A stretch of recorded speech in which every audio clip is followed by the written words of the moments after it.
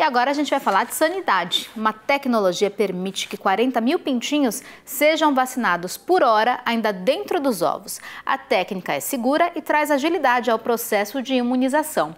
A agulha é bem fininha para não prejudicar o pintinho dentro do ovo. A gente vai saber mais sobre a vacinação nos ovos conversando com o José Fernando Truzzi, médico veterinário. Muito bom dia para você, José. Seja bem-vindo ao Ligados Integrados.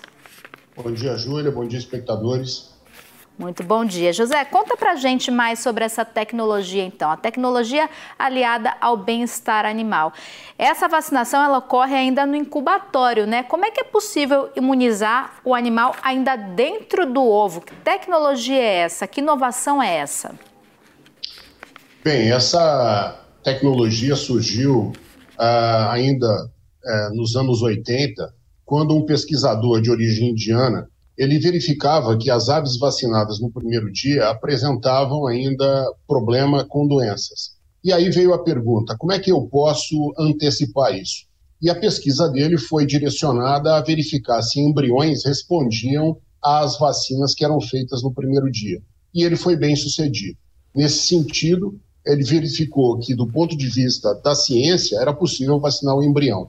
A partir daí, então, um grupo de pessoas se reuniu, constituiu uma empresa e passou a buscar um sistema que vacinasse de forma massal, ou seja, vacinasse muitos ovos ao mesmo tempo.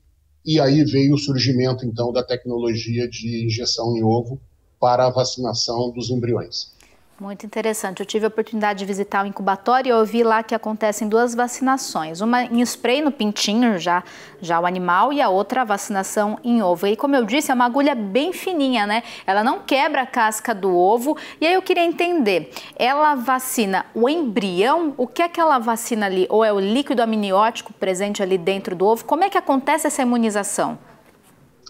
Ok, na verdade, existem alguns sistemas diferentes, mas o melhor sistema a gente chama de dupla agulha, ou seja, é um perfurador e dentro desse perfurador existe propriamente a agulha.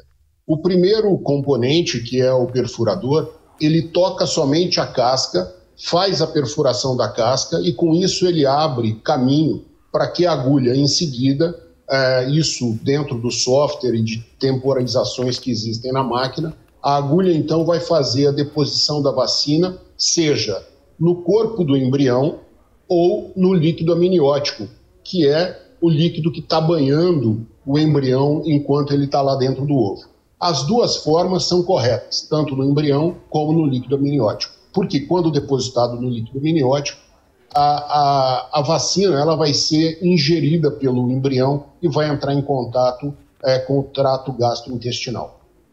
Essa vacinação que ocorre nos ovos, ela protege os animais de quais doenças?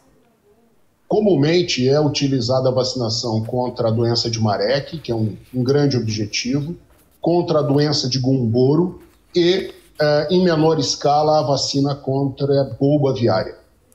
Você falou já algumas vantagens dessa vacinação, né? Ela elimina dor, então o animal ali dentro do ovo, ele não sente dor. Você falou também da agilidade, então é possível vacinar mais animais de uma vez. Quais são as outras vantagens que esta vacinação traz? Porque existe um timing correto, né? Ou seja, o animal foi vacinado antes dele nascer. Ali no incubatório, a gente sabe que o animal segue para a granja de frango de corte com 1 dia de vida, como eu disse, também vacinado pela vacinação em spray. Qual que é a vantagem do ponto de vista da imunização de você vacinar um animal que nem sequer ainda nasceu? Ok. Fundamentalmente, a grande vantagem é você tornar mais precoce o início do processo de desenvolvimento de imunidade.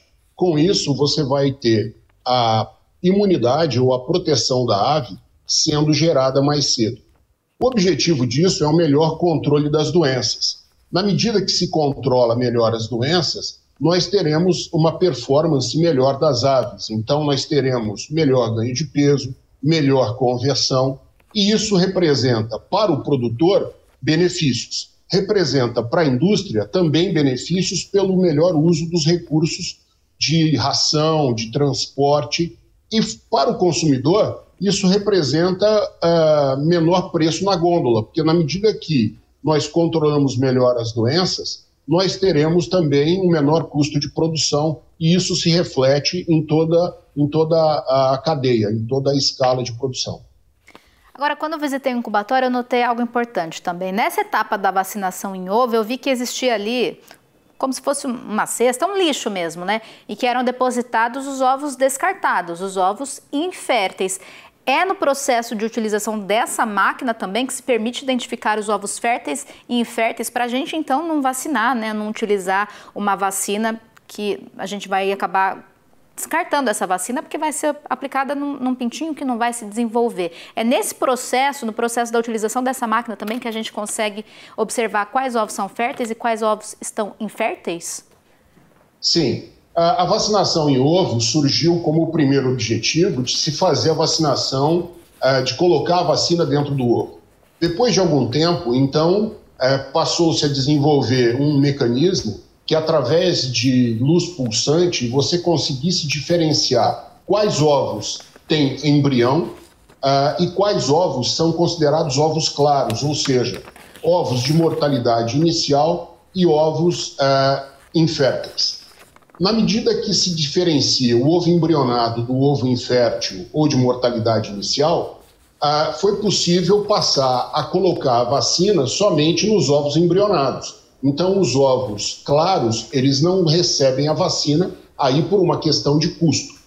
Com o desenvolvimento ainda da tecnologia, foi pensado que esses ovos claros, eles podem ser removidos de forma que, lá no nascedouro, eles vão permitir uma melhor ventilação dos ovos viáveis e, além disso, não vão representar uma fonte de nutrição para bactérias e para fungos, o que garante uma melhor condição microbiológica do nascedouro e, consequentemente, dos pintinhos. Então, o que você viu lá no incubatório, dos ovos claros sendo descartados no balde, era exatamente aqueles que não seriam transferidos às máquinas de eclosão, aos nascedouros. Agora, ainda do ponto de vista da tecnologia, né? A tecnologia da vacinação em ovo por si só já é muito interessante. Agora, a gente sabe que no incubatório ainda tem alguns processos manuais. Por exemplo, a sexagem dos pintinhos, né? Separar os machos das fêmeas. Essa tecnologia, ela ainda pode ser mais aprimorada, ainda mais aprimorada. A gente pode trazer outros processos manuais que ocorrem ali no incubatório para uma máquina como essa? Veja só, já se faz pesquisa no sentido de determinar o sexo dos embriões. Então, uma diferenciação entre machos e fêmeas. A princípio, isso é pensado, por exemplo, na Europa, por uma questão de bem-estar animal.